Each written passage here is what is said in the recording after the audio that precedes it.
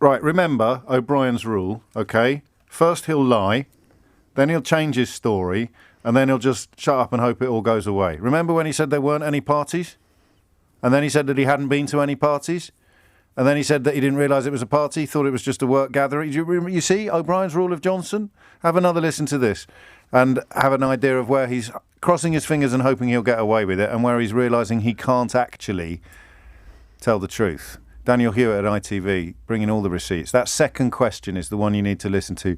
And then you can tell me whether or not he answered it to your satisfaction. And if he did answer it to your satisfaction, the second question about the March 2020 meeting, if he did answer it to your satisfaction, well, I've got a bridge I'd like to sell you. We're not against Russians. Our quarrel is simply with the regime and the aggression of Vladimir Putin. Of course, but if the security services deemed him a risk and you intervened to give him a peerage... Well, that would obviously be extraordinary, but that's not the case. So you did not do that? No, of course not. Did you meet with him in March 2020 at the height of the pandemic to discuss giving him a peerage? Listen, it is very, very important. Did you meet with him? It is very, very important that this should not turn into a general sense that we're against Russians. Any Russian living in the UK, any Russian who contributes to UK society should suddenly be under suspicion. That suits Putin's agenda. It's not the only thing that suits Putin's agenda, is it?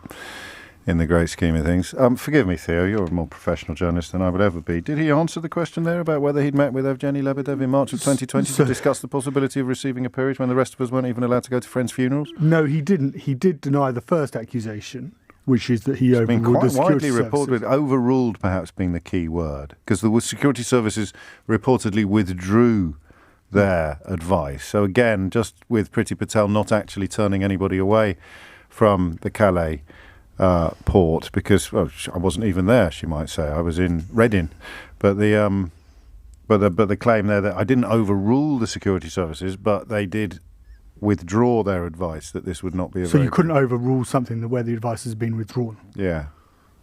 Yes, he on that he said he didn't overrule, but of course, as you rightly point out, James, the advice was withdrawn. But no, he didn't in terms of that question about. Do you remember when they didn't find any evidence of successful interference in British elections, and the Russia report found they hadn't looked for any?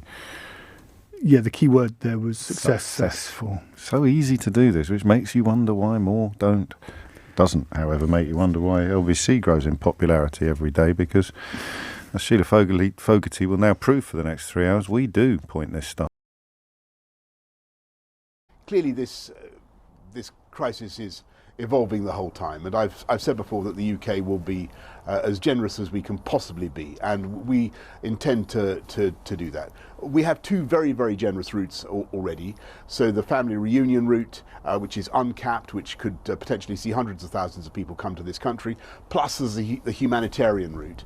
And under that scheme, people can sponsor people coming from Ukraine. We're surging officials into the border countries to help people to come.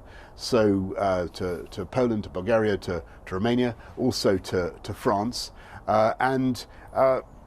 Clearly what's happening now is that Putin is doubling down on his aggression, and he is deciding to attack in a pretty indiscriminate way.